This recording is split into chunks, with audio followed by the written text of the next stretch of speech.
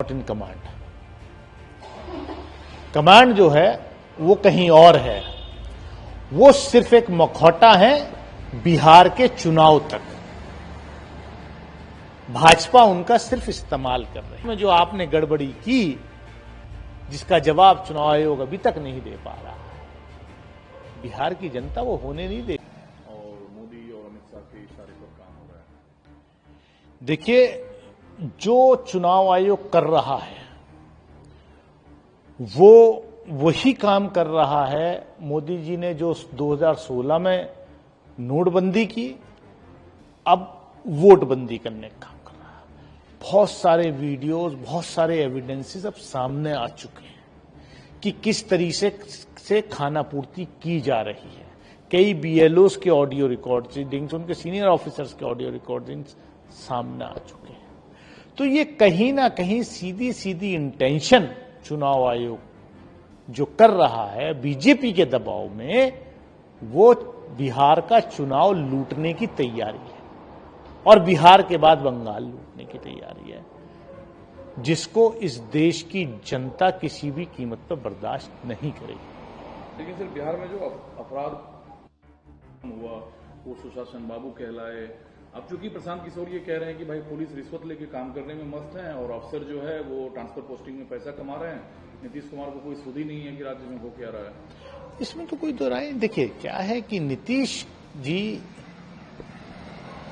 की सेहत के बारे में मैं कुछ नहीं कहना चाहता, लेकिन हाँ, Nitish Kumar is not in command. Command जो है वो कहीं और है। वो सिर्फ एक मखौटा है बिहार के चुनाव तक। भाजपा उनका सिर्फ इस्तेमाल कर रही है। इसीलिए अपराध जो है लगातार बिहार में बढ़ता जा रहा है। यूनिवर्सली अपोजिशन कंडेम कर रहा है फॉरेन पॉलिसी, इसको लोगों को गुमराह करने की कोशिश कर रहे हैं। किसी को नौगोपाल ने कहा कि अच्छा है, सत्र आ रहा है तो आप संसद सत्र में राहुल गांधी को बेनकाब करिए, चर्चा करिए विदेश नीति पर, और राहुल गांधी अगर गुमराह कर रहे हैं उन्हें बेनकाब करिए। देखिए, राहुल गांधी जी ने जब चीन के बारे में पार्लियामेंट के अंदर 2021 में जब अपना भाषण दिया तो बीजेपी वालों ने ऐसे ही मखौल उड़ाया था। उन्होंने आगाह किया था कि कितना बड़ा थ्रेट चाइना बनने जा रहा है आपकी फॉरेन पॉलिसी के फेल्योर की वजह से।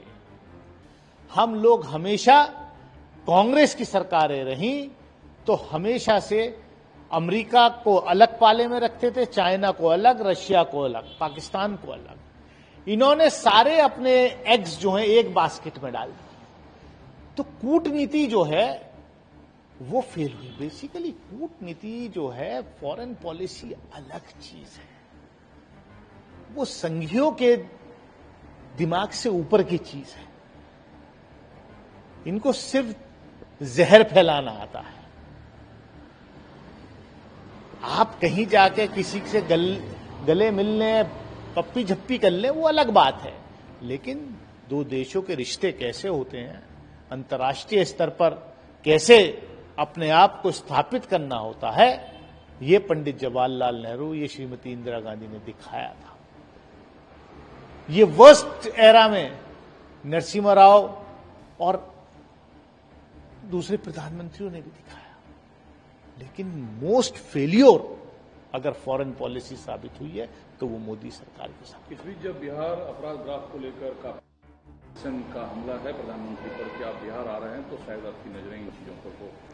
देखिए, मोदी जी जो है जाकर के फिर किसी का डीएनए पूछेंगे। होप कि इस बार नीतीश कुमार जी का डीएनए तो नहीं पूछेंगे। कम से कम वो जो है जिस राज्य में जाते हैं वहां की बोली लगाएंगे। हो सकता है कल फिर बोली लगाएं। बताओ कितने चाहिए? 10,000 करोड़ बिहार का बैकवर्डनेस दूर करने के लिए, 50,000 करोड़, 1,00,000 करोड़। तो भाई, देश प्रधानमंत्री चुनता है।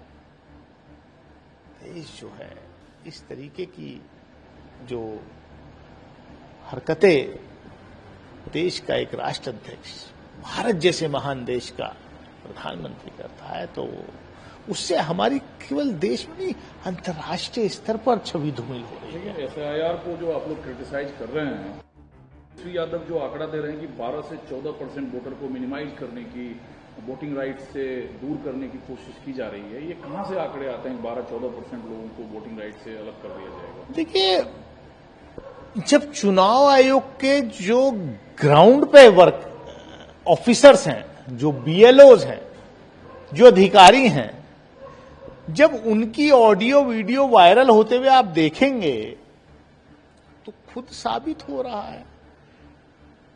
एक अधिकारी बीएलओ को कह रहा है कि भी तुम्हें कितने फॉर्म मिले? उन्होंने कहा साहब 1300 कुछ मिले।